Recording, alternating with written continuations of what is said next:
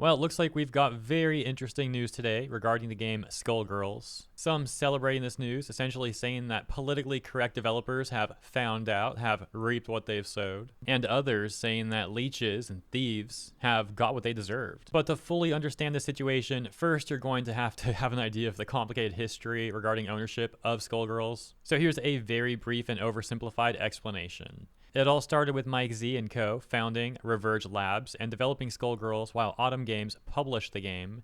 To my understanding, Autumn Games having the majority ownership. And eventually some things happened and Reverge reformed as Lab Zero Games. However, misconduct accusations came out against Mike Z and a whole takeover attempt to oust him over at Lab Zero then began. Ultimately, the takeover attempt did not succeed and many devs left Lab Zero, some of them going on to found a different studio, that being Future Club, and publisher Autumn Games also essentially cutting ties with Lab Zero. There was also another studio, that being Hidden Variable Studio, who was already working on other Skullgirl related IPs, and they then linked up with Future Club. So now you got Hidden Variable and Future Club managing the game and development stuff, while Autumn Games is of course still retaining ownership and being the publisher. Well, in 2023, Skullgirls had another controversy, this one with Hidden Variable and Future Club, where they enacted censorship, moving content from Skullgirls that they deemed offensive and problematic. We'll go over all that stuff in more detail a bit later, because it is important context for a lot of the public sentiment that Hidden Variable is currently receiving today on the statement that they just issued. But yeah, that's basically the super condensed TLDR of all that complex ownership history stuff. And also, I haven't really followed Skullgirls too closely over the years myself, so apologies if any of that information is wrong. Ultimately, may give it what you will. And so anyways, moving on to the aforementioned statement by Hidden Variable from today, and then more details about the whole censorship controversy and why many people are celebrating this news from today, as once again, politically correct developers finding out, reaping what they've sowed, etc., etc. The announcement from Hidden Variable reading, official Hidden Variable statement regarding Skullgirls development. It reads, as of January 21st, 2025, Hidden Variable is no longer involved in the development of Skullgirls Mobile, Second Encore, or other Skullgirls IP-related efforts due to a dispute with Autumn Games, which is now subject of litigation filed in the Los Angeles County Superior Court. In light of that, we hope you understand that, beyond the statement, we will not be commenting further until this dispute is resolved. All of us at HVS are incredibly proud of the 10 plus years we've invested in Skullgirls in all its forms, including creating and supporting Skullgirls Mobile, bringing new characters and platforms to Skullgirls Second Encore, supporting the competitive community via the Skullgirls Championship Series, and helping fans new and old fall in love with the IP through the Skullgirls webtoon, and countless other partnerships. Most of all, we're grateful to have been able to celebrate and support the incomparable Skullgirls community, many of whom we've been fortunate to meet in person over the years at various events. Thank you all for everything. You deserve nothing but the best. Hidden Variable Studios. Hidden Variable's tweet getting 3,200 likes as of recording, but a lot of divisiveness in the responses. For example, this response at the top of the replies is from Sonic Fox, and it says, "Thank you for your incredible work." But the responses to Sonic Fox don't seem to agree. For example, these three in a row saying, "You're thanking a group of thieves that stole from Mike Z, who was the original creator of Skullgirls. And they worked so hard they took the game and did a down aerial into the pavement. Impressive." As well as this one that reads, "Removing your cameo should be the first priority, then restoring the fan service and edgy stuff." Back in the general responses, we can see more split opinions. For example, this tweet reading, "Thank you so much for everything. Your hard work absolutely showed and y'all did amazing things for Skullgirls." But conversely, right above that, a tweet reading, "Love seeing censorship lose in the end." Many responses in the quotes, also mocking Hidden Variable. For example, this tweet reading, "Best information I've heard all year. Frickin' roaches are being cleaned out. Good riddance." Another one saying, "This stuff is so fake and plastic," regarding the statement. No real passion for the series they stole from its creator and proceeded to skin. However, once again, duality. As you can see in this response, this person is actually getting upset at the people who criticize Hidden Variable for the censorship. And now that we've taken a look at the statement and some of the public sentiment, some of the responses, and you know a bit about the history for Skullgirls development and all that stuff, it seems like a good time to go over the censorship controversy. You can clearly see that's a big point of contention regarding all this stuff, so yeah, let's get to it. This tweet from June 26, 2023, getting over 3,900 likes. And going on to summarize the statement from Skullgirls, while Hidden Variable and Future Club were in charge of managing the game and seemingly responsible for the censorship. The tweet reading, "Makes game with Nazi-inspired group. Gets mad that they look like Nazis. makes horny game, gets mad it's horny, virtue signals about it. The people that took control of Skullgirls sure got pretty full of themselves after they chased Mike Z and Alex Ahad out of the company. Once again, that's referring to the accusations that we talked about at the beginning. You're going to have to look into that more on your own and make up your own opinion on that stuff, as I'll be focusing on the censorship aspect, in which that takes us to the attached statement. And it reads, "Hey everyone. As many of you know, Skullgirls has had a long and colorful history, shaped by a variety of contributors over the years. As we look ahead towards the future of Skullgirls, we have reflected upon past decisions regarding certain content that has undermined the many things that make Skullgirls truly unique and special. As such, as part of our most recent round of updates across all platforms, console and mobile, we have decided to make some changes to certain legacy content in the spirit of better reflecting our values and our broad vision for Skullgirls moving forward. Below is an overview of many of those changes and some insight into our rationale for the adjustments. Allusions to real-world hate groups.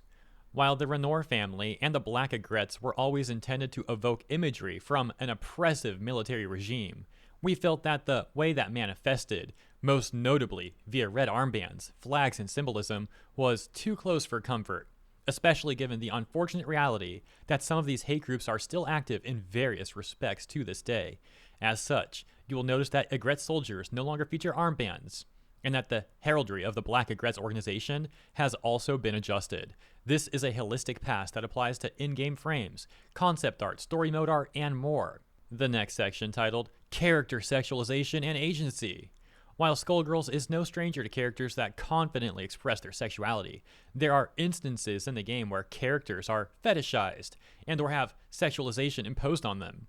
This includes a few depictions of unwanted predatory behavior, particularly towards younger characters.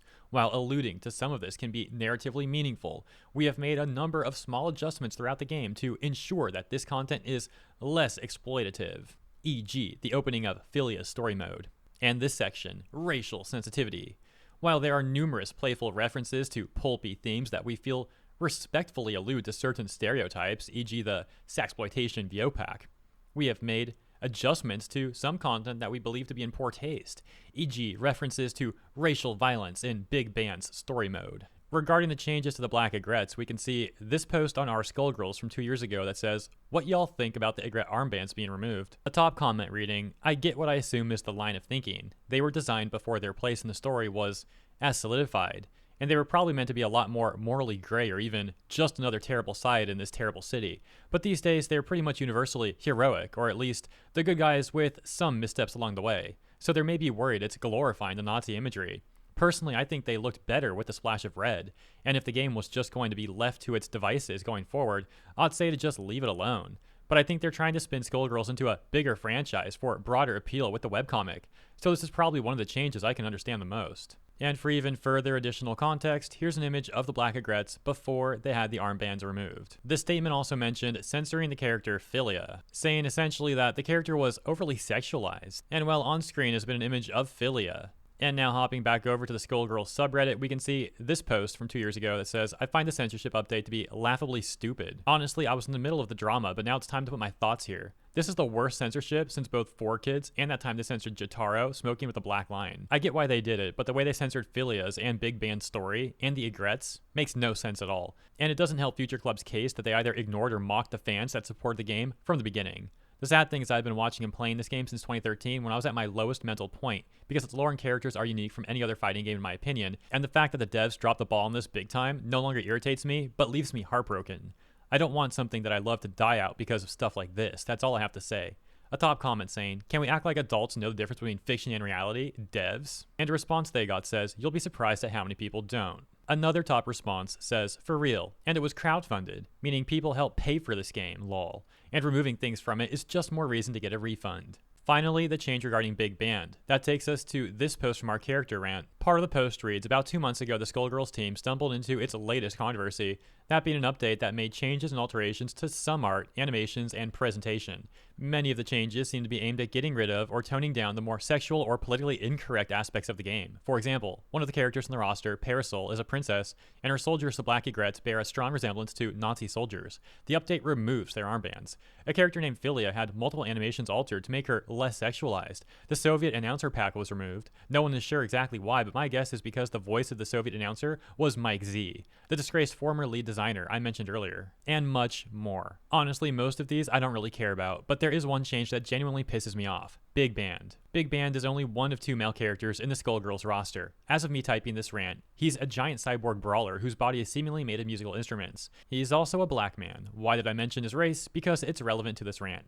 In Skullgirls lore, Big Band, real name Ben Birdland, was a cop who got into a conflict with a crooked unit and was beaten to near death. He was brought to the anti-Skullgirls labs and rebuilt with a cyborg body, and he became a senior member of the organization dedicated to fighting the Skullgirls, girls who are transformed into monsters after making an impure wish to a magic object called the Skull Heart. One of the changes that the dev team, in their infinite wisdom, decided to make was to censor the visual art in Big Band's story, specifically the part where BB is being beat up by those corrupt cops and left for dead. This is what it looked like initially. This is what it looks like now. The devs state that they made this change because they didn't want to make references to real-world violence. And I'm going to be real with y'all. Screw that. I'm a black man, and this is a slap in the face to me. Obviously, I don't speak for all black people. I'm sure other black folks may feel differently, and that's fine. I'm just speaking on how I personally feel about it. I think it's incredibly infantilizing for someone to censor any depictions of racial injustice because they think it'll be too upsetting to black people. I'm not a child. I think I can handle it. The fact that a goofy, wacky game like Skullgirls could portray something so dark and brutally realistic was honestly cool. It made the game's world feel more real and added a layer of depth to the lore. How many fighting games do you know that can even reflect the real world in such a way? You may argue, OP. We don't need to explicitly see what happened to know what's happening. The censored image still implies what happens to Big Band. And yeah, maybe you're right. Honestly, it doesn't really affect the story, narratively, if it's censored or not. But actually seeing BB's broken body behind the smiling grimaces of the crooked cop is so much more striking, more visceral, more impactful than just a bland, empty censored photo. Censoring the beating may not affect the story, but still cowardly in my eyes. The idea that the beating could be construed as racist is also just ridiculous to me. One of the cops is literally drawn as a pig. There's no way you could look at this game and make the mistake of thinking that it's pro-racism. It's just, I don't know. It's a terrible change, and I wanted to rant. Alright, so that's the censorship stuff, and you can now see why a lot of people are celebrating this news. The news of Hidden Variable seemingly no longer being associated with Skullgirls. Conversely, you did also see some opinions from people that are going to miss them. So let me know what you think. Do you agree with the people calling them leeches, thieves, politically correct weirdos, or those who would defend the censorship and lament Hidden Variable departing from the game? As always, thank you for tuning in. I'll see you in the comments, and if you enjoyed my coverage, please consider liking and or subscribing, and I'll see you in the next one.